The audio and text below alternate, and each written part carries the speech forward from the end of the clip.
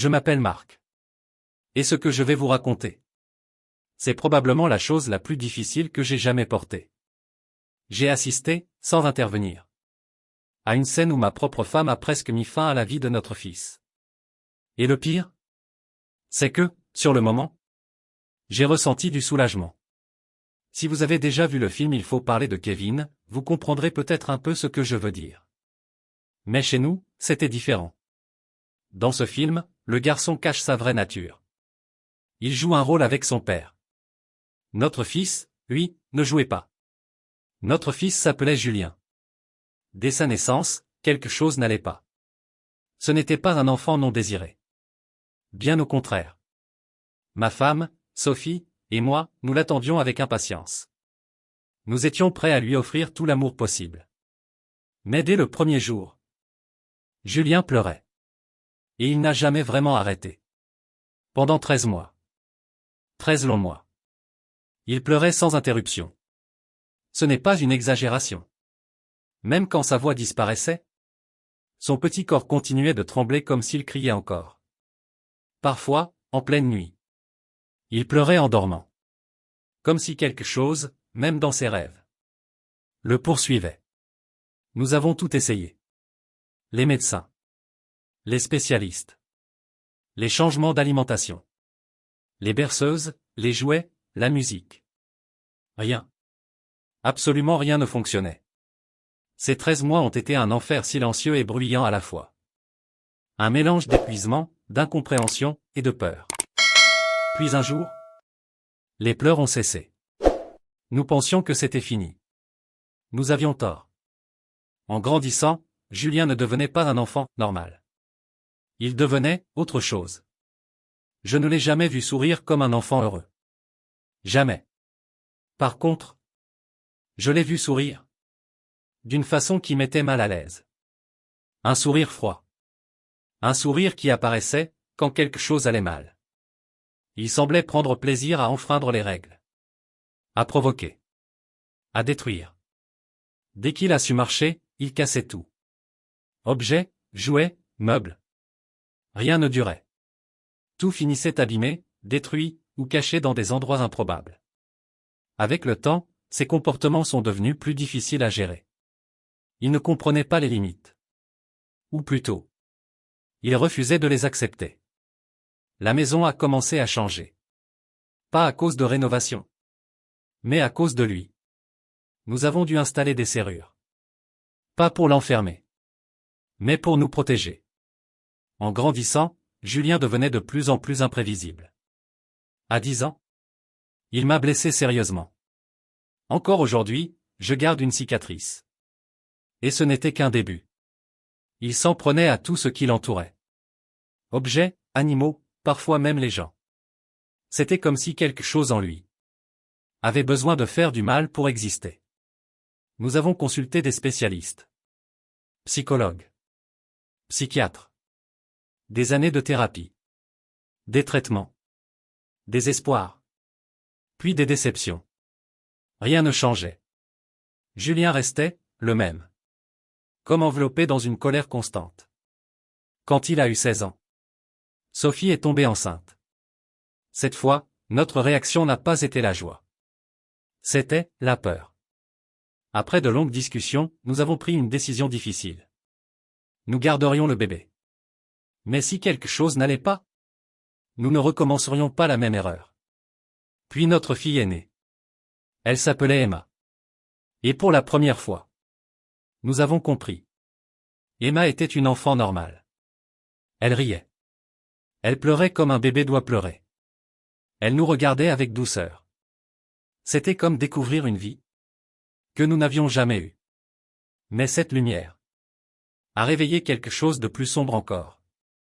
Julien avait 17 ans. Et après la naissance d'Emma, tout a empiré. Nos disputes étaient constantes. Violentes. Épuisantes. Notre relation avec lui avait disparu. Nous ne communiquions plus. Nous survivions, sous le même toit. Il passait de plus en plus de temps dehors. Et honnêtement, ça nous soulageait. Mais nous ne savions pas ce qu'il faisait. Et une part de nous ne voulait pas savoir. La maison était devenue une forteresse. Des portes solides. Des serrures partout. Pas pour l'enfermer. Mais pour nous enfermer nous-mêmes. Nous étions devenus prisonniers. Chez nous. Et puis, un jour, tout a basculé. Ce matin-là, j'avais eu une violente dispute avec Julien. Rien de nouveau. Des cris. De la colère. Puis il est parti, en claquant la porte. Le silence qui a suivi était presque irréel. Sophie et moi étions dans la cuisine. Pour une fois, il n'y avait pas de tension. Pas de peur immédiate. Juste du calme. Emma dormait dans notre chambre. Puis soudain, un cri. Mais pas un simple pleur. Tous les parents le savent. On reconnaît les pleurs de son enfant. La faim. L'inconfort. Le besoin d'être porté. Mais celui-ci n'avait rien à voir. C'était un cri de peur. Pur. Instinctif. Sophie et moi avons bondi en même temps. La porte de notre chambre était verrouillée. Comme toujours. Mes mains tremblaient légèrement en cherchant la bonne clé. Quelques secondes seulement. Mais elles m'ont paru interminables. Quand j'ai enfin ouvert la porte, je me suis figé. Julien était là. Nous vivions dans une maison de plain-pied. Il était passé par la fenêtre. Il se tenait près du berceau. Dans sa main, un couteau. Je ne sais pas d'où il venait. Ce n'était pas un des nôtres. Nous faisions toujours attention. Emma pleurait. Julien la regardait. D'une façon que je n'oublierai jamais. Il ne faisait pas de gestes brusques. Au contraire.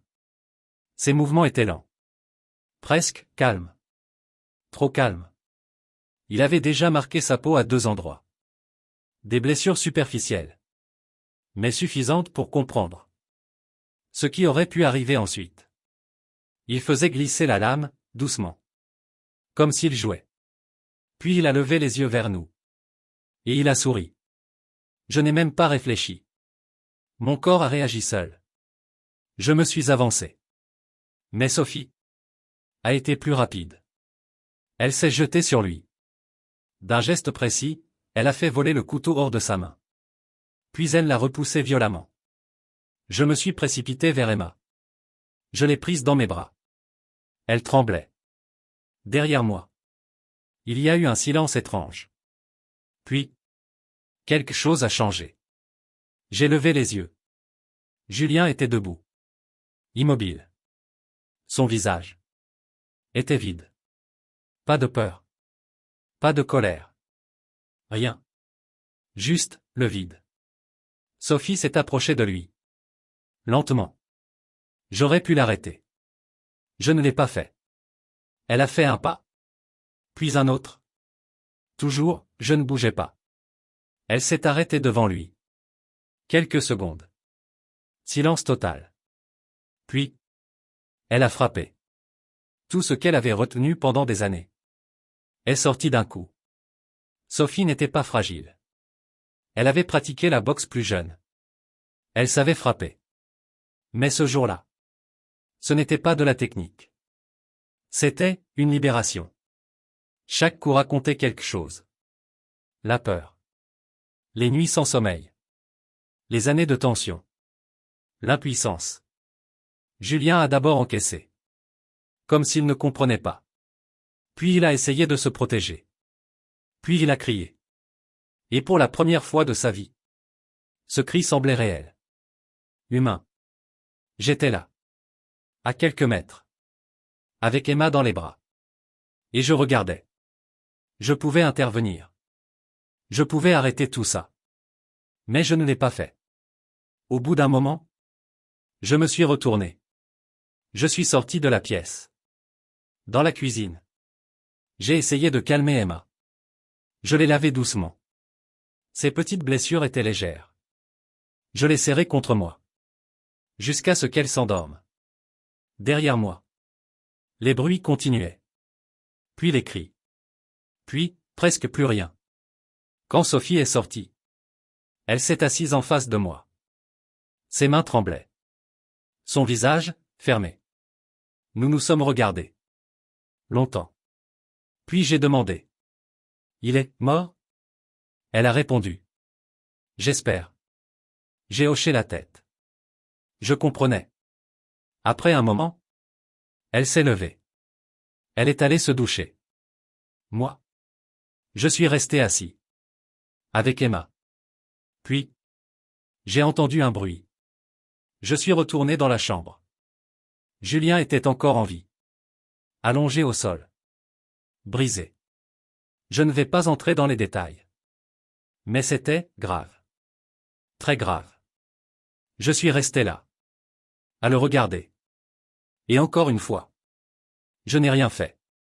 Nous ne savions pas quoi faire. Appeler une ambulance? La police? Puis une pensée, étrange, s'est imposée. Et si nous arrêtions simplement de nous battre? Ce jour-là, nous avons pris une décision. Nous avons quitté l'étage. Et nous sommes allés vivre au sous-sol.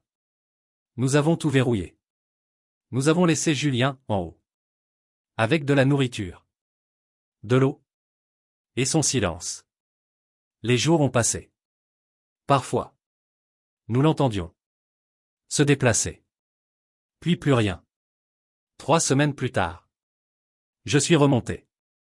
La maison était détruite. Mais Julien avait disparu. Nous ne l'avons jamais revu. Les années ont passé. Nous avons déménagé.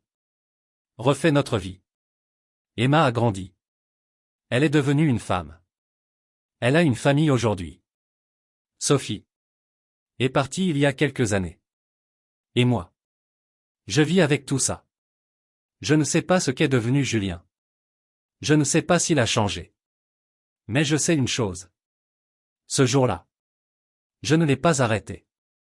Et ça, je devrais vivre avec jusqu'à la fin. Si cette histoire vous a fait ressentir quelque chose, alors elle a rempli sa mission. Soutenez la chaîne avec un pouce bleu et revenez très vite pour d'autres récits encore plus forts.